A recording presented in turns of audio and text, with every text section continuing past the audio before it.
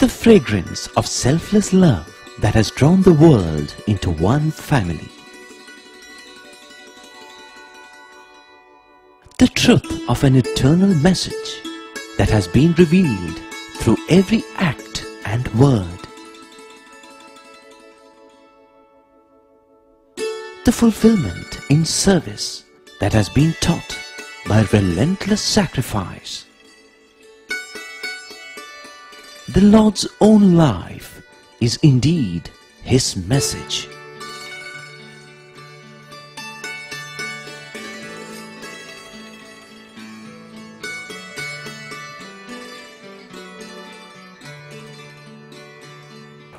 Sai Ram, and greetings from Prashanti Nilayam.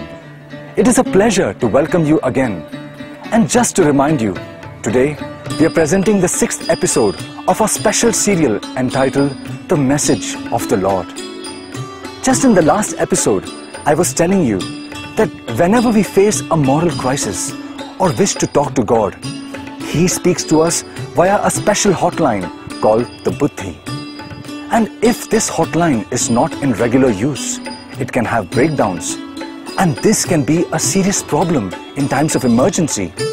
It is obvious, therefore, to do regular maintenance of this hotline to keep it in good condition, so that not only can God talk to us whenever He feels it necessary, but also so that we can cry out to the Lord when we are in deep trouble. Buddhi is thus a vital communication line, and it is in our interest to keep it in good working condition. The question now becomes, how does this hotline to God become dysfunctional? In other words, when and how does it fail? Buddhi fails the same way gadgets and instruments that we normally use fail. For example, if we have a bicycle and we wish to use it anytime we want, then clearly the cycle must be kept clean, the bearings must be regularly oiled, the tire pressure must be constantly checked, air pumped in if required, the brakes must be kept in order, and so on. In the same way, the maintenance procedures that Baba recommends for keeping Buddhi in good working condition are: always avoid bad company, always do your best to see good, hear good, and speak good, and finally, try and chant the name of the Lord as frequently as possible. These things are not all that difficult, are they? Yet, people do not bother. Why? Because they do not understand or appreciate the significance of Buddhi. Here is a simple example of how ignorant people can be of the gifts that God has endowed us with. Now, what is the most precious gift that God gives to each and every one of us? Clearly, it is life itself. And therefore, we ought to take as good care as possible of ourselves, right? Just have a look at these pictures. Life is supposed to be precious, and yet, look at how careless these people are about safety and the unnecessary risks they are taking. Some say these sorts of things can happen only in the third world. Well, similar things happen even in advanced countries also. For example, car accidents caused by drivers texting while driving is rapidly increasing.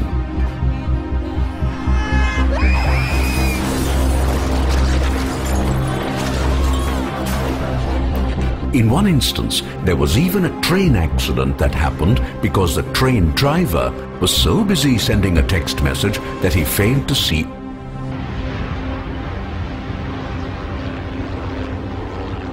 In other words, indifference to things important is far too common, and that applies to Buddhi also. Buddhi is so important that this is how Lord Krishna cautioned his chosen disciple Arjuna.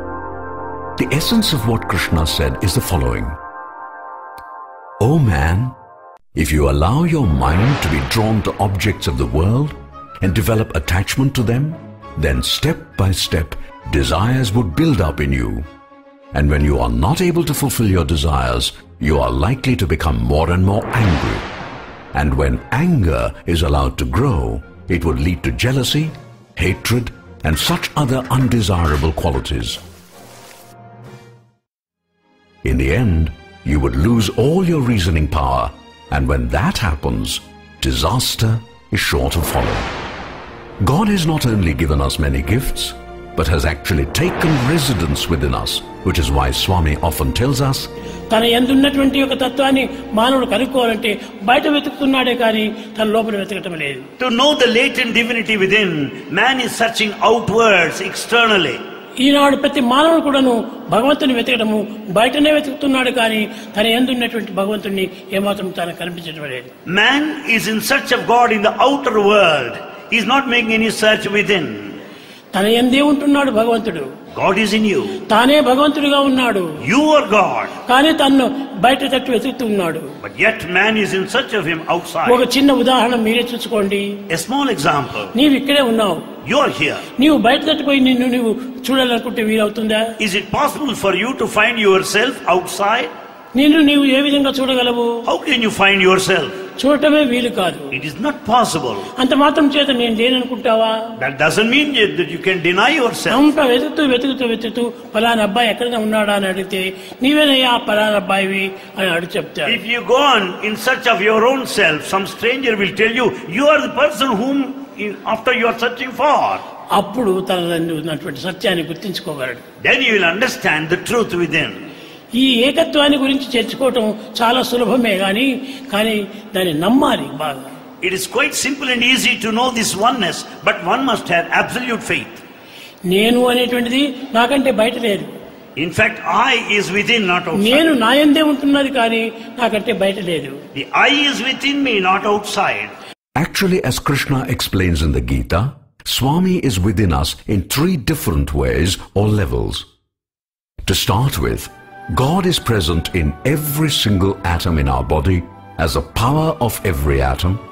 And remember, there are trillions and trillions of atoms in our body. You might wonder, what does it mean to say that God is present in every atom? Well, as you know, atoms are needed to make molecules. And there are so many different types of molecules in the human body. Without these molecules, we cannot have cells of different types. And without cells of different types, we cannot have flesh, blood, bones, muscles, and so on.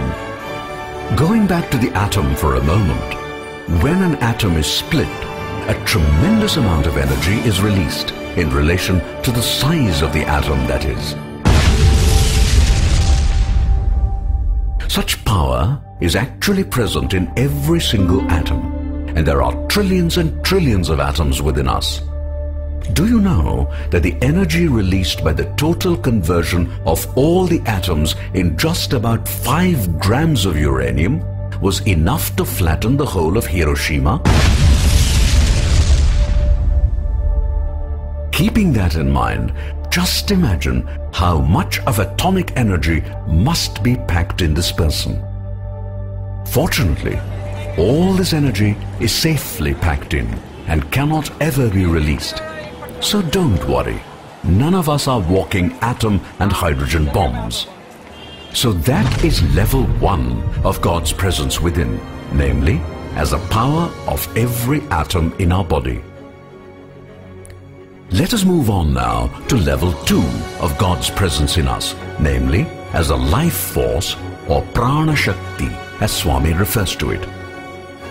By the way, are you aware that this aspect of God is something we remind ourselves of every single day?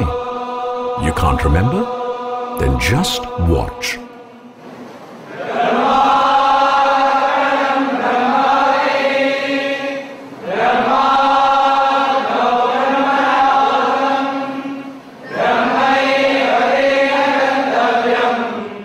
Remember that shloka? Isn't that familiar?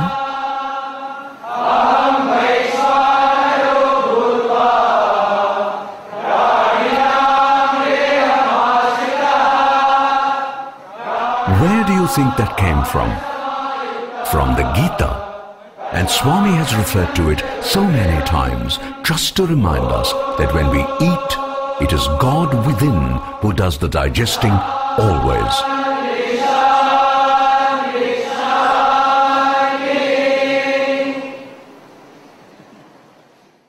And God does this for every creature, from the ant all the way to the elephant and the whale. That is just one example of how the life force operates and helps us. Let us explore some more of the wonders concerning this mysterious life force within that keeps us going without our even being aware of it. You see how active these people are? That is how active a living body can be. Where does that power come from? From the life force, or prana shakti, and that shakti is God. It is not just vigorous activity via which the life force manifests. There are a number of other remarkable things that can be traced back to the life force. Just consider the fingers of a human hand. Have you ever wondered how dexterous they are?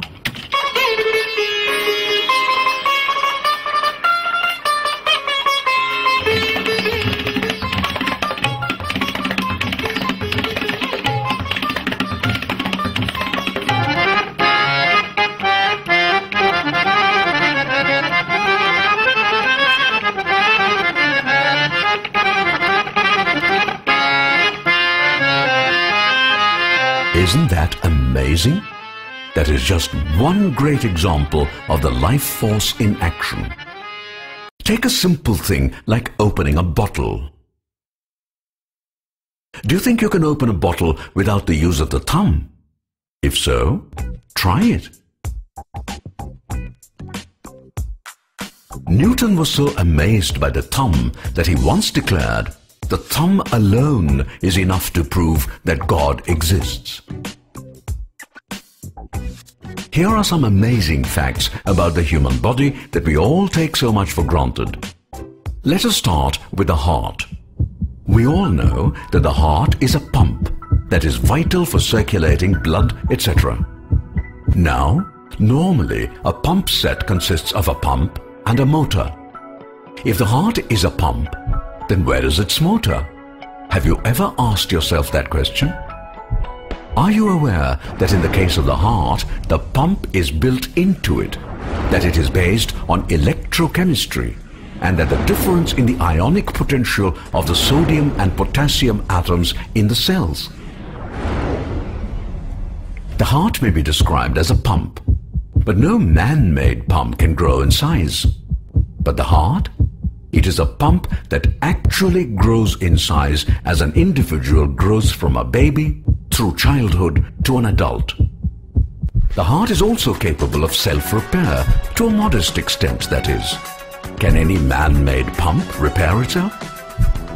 Another great thing, the heart works literally non-stop from birth to death, which could even be as long as 70, 80 years, and at times as long as 100 years. What about cooling? Pumps normally require cooling. Where has nature hidden the cooling system of this pump within us? Have you ever thought of that? And by the way, do you know that God has different designs for the heart of a giraffe as compared to that of a cow? Do you know why? Here is why. In the case of a giraffe, its head is always at a much higher level than that of the heart. And so, when the heart has to pump blood to the brain, which is one of the important jobs of the heart, in the case of the giraffe, the heart has to work hard because the pumping is against gravity. By contrast, when a cow grazes, its head is below the level of the heart, and sending blood to the brain is a much easier task. So, God has a somewhat different design for the heart of a cow. Let us now go to the third level, where God functions as our conscience. Remember what Swami says about conscience? That is right. God speaks to us from within as the voice of conscience via buddhi. Buddhi is thus the hotline that brings us the voice of God. That is why it is important to keep this line open always. And that is possible only through sadhana, or spiritual practices which are specifically meant to cleanse the mind. Avoiding bad company, seeing only what is good, etc. is what sadhana is really all about. I have a question. If God is in me, is He in all the other people too? Of course He is. How can God be partial? Okay, let me put it this way. There are 6 billion people on this planet Earth. If God is in each and every one of these 6 billion people, do you mean to say that there are 6 billion gods? చూడండి, బల్బుల్లో ఎక్కడ చూసినా కానీ ఒక దీపం వెలుగుతూ ఉండాలి. You find bulbs here illuminating. కానీ బల్బులు వేరువేరుగా ఉంటున్నది కానీ కరెంటు ఒక్కటే. You see the many bulbs here, but the current being one. ఈ కరెంటుకు మూలాధారం ఏమిటి? What is the basis foundation? అది దివ్యమైన శక్తి. That is the divine power. అది వైరు ద్వారా వెళ్ళి it flows through the wire. మనసు ద్వారా బల్బుగా నిలిచి and it stands there in the bulb of the mind. ప్రకాశంగా వెలుగుతూ ఉంటుండాలి. and shines forth as light. కనుక ఈ అన్ని వెలిగించేటువంటిది, తొలగించేటువంటిది, తిరిగించేటువంటిది సర్వం కూడాను ఆత్మతత్వమే. Therefore that brightens, that illumines, that revolves is the nature of Atma only. దీనిని నేను ఎప్పుడప్పుడు చెప్తున్నాను, సత్యము, ధర్మము, శాంతి, ప్రేమ అని. Bhagavan refers to them as Satya, Dharma, Shanti, Prema. There is surrounding the planet an atmospheric belt. That air is everywhere, and there is no place it is not. At the same time, there is air in the lung of every person. So you see, air can be everywhere and also in all lungs at the same time. In the same way, God can be everywhere and in all entities and beings. Which is why Swami says most emphatically, ఏది చూసినా కూడాను వారిని గొప్పవారిగా మనం భావించాలి. Consider everyone divine and great. అందరి యందు దైవం ఉన్నాడు. There is God in everybody. God is everywhere. God is everywhere. ఆత్మ అందరి యందు ఉన్నది. Atma dwells in everyone. ఏకాత్మ సర్వభూతాంతరాత్మ. There is only one Atma that is present in all of the creatures. అందరి యందు ఉన్నది ఒకే ఆత్మనే. The same self-Atma is present in all. There is only God everywhere and nothing except God. And this is true all the time. God may be hiding in everything that we see all around us. But my question is, when I see a wild animal, I see a snake, or for that matter even a bad person, how do I see God in them? In short, you speak of unity in diversity, but how do I see God in this diversity, which is all that I can see? సత్య ధర్మములు, శాంతి, ప్రేమలతో నీ నిత్య జీవం యాత్ర సాగించు. Carry on your life sojourn with the principles of Satya, Dharma, Shanti, Prema. ఈ సత్య ధర్మములు మనకు నిలిచినప్పుడే ప్రపంచం కూడా మనకు నిలుస్తుంది. And when these two are well maintained, the whole world would be safe and secure. కనుక నీవు ప్రపంచంతో నీవు పోరాటం అక్కర్లేదు. You don't need to fight with the world. ప్రపంచం నీకేం అపకారం చేసింది? And the world has not done any harm. అపకారం చేయనటువంటి నిరపరాధులను శిక్షించడం గొప్పదా? Is it anything great in attacking those who have not been guilty? ప్రత్యక్షంగా నీకు పరోక్షంగా ఉండినటువంటి సత్యధర్మములను నీవు పోషిస్తురా. Therefore the fundamental qualities of Satya Dharma వారిని కాపాడుతురా. See that they are preserved. వారిని కాపాడుతూ వచ్చినప్పుడు అవే నీకు తిరిగి అస్త్రంగా మారి నిన్ను పోషిస్తూ వస్తాయి. They in turn will protect you. ఇలాంటి సూక్తులు, ఆధారమైనటువంటి సూక్తులు మీరు నేర్చుకొని పెద్దలకు అందరికీ బోధించాలి. These teachings you should learn and share with everybody, elders in society. ఎలాంటి ఆపద కలిగినప్పటికీ సత్యాన్ని నీవేమాత్రం వదలకు. At any point of time, in spite of obstacles and ధర్మాన్ని ఏమీ వదలకు. never give up truth and dharma. ఆ రెండింటినీ మనం ప్రధానంగా గట్టిగా పట్టుకున్నప్పుడు, with all the determination you catch hold of these two, దైవమే మనం ప్రత్యక్షంగా వచ్చి God will come to you directly. నిన్ను కాపాడుతూ ఉంటాడు. And He'll protect you. You may say, all that is okay. I see a snake. How do I deal with it? the answer is simple. If you do not feel any hatred towards the snake, and also keep telling yourself that God is in the snake, and since God loves all, the snake would not hurt, it would simply go away. You do not believe it? Actually, that exactly is what Swami has often said in his discourses. He says back in olden times, rishis withdrew to the forests to do tapas. In those days, the forests were dense and full of all sorts of wild animals and reptiles. But none of these creatures ever harmed the rishis as they sat in deep meditation. If by chance they came near these rishis, the good vibrations emanating from them would quieten these creatures and they would just go away elsewhere. That is how love radiates and creates a protective shield. Some of you might not be convinced and may wonder whether such things happen in this day and age. Well, in that case, I must tell you about the following incident that was once narrated to students by a person from New York in Swami's presence. This happened many years ago in Vrindavan, in the post-bhajan session that Swami used to regularly have with students back in those days. This person used to regularly render service to the helpless and needy by distributing food packets to people living in a famous slum called Harlem. One day, after distributing such packets, this devotee was returning to his apartment by the subway train, carrying with him the surplus packets left over after distribution. It was somewhat late at night, and there were not many passengers in the compartment. And then, when the train stopped in a station, a man with a huge frame and looking rather mean and quite tough got in. As soon as the train began to move, this man opened a switchblade knife and began threatening people and demanding money from the frightened passengers. Sitting in his bench far away, the devotee who was narrating the incident said that seeing this man he became quite frightened.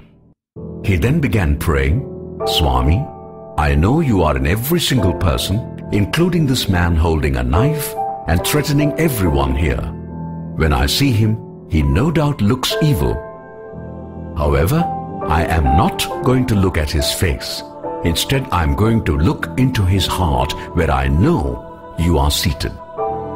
And so I appeal to you, Swami, who is seated in his heart, to accept the love that I am now going to offer.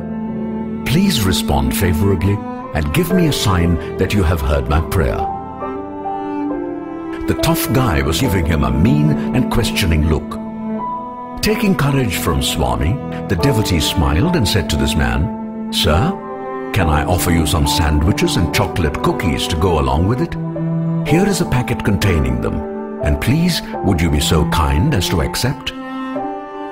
Having said that, the devotee waited anxiously to see what would happen. The man stretched his hand forward,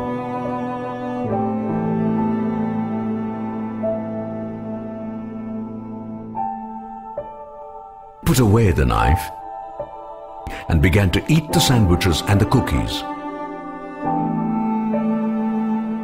A little later, even as he had finished eating, the train slowed down to stop at a station. The huge and menacing-looking man got up and started walking. It was clear that he wanted to get off at the station. Halfway to the door, he stopped, turned back, looked at the devotee who had given him something to eat, actually smiled at him and said, "Thank you." In the Bible, Jesus extols compassion and giving food to the hungry, saying that when the moment came, Lord God would himself say, "I was hungry and you gave me something to eat. I was thirsty and you gave me something to drink. I was a stranger and you took me into your home." God always acknowledges the love shown to him. If you think about it, Jesus is asking man to see God in the person to whom one gives, which is precisely the same thing which Swami asks us to do. Just to remind you, Swami says two things in this context. Firstly, Sarva Jiva Namaskaram, Keshavam Pratigacchati. This means that if you offer salutations to any individual, it is really addressed to the God within the individual. Thus, all salutations offered go ultimately only to God. Swami also adds, sarva jiva tiraskaram keshavam pratigacchati. This means that if you abuse any individual, you are really abusing the God within the individual. Thus, all abuses go ultimately only to God. Do we really want that? Think about it. This brings us to the take-home lesson of this episode, which is, God resides in every heart. While our actions must necessarily be at the worldly level, they must always, always be based on love. That's all we have for you in this episode, and I thank you for joining us. Make sure to be with us again tomorrow for the next episode of our serial. All the best till then. Jai Sai Ram.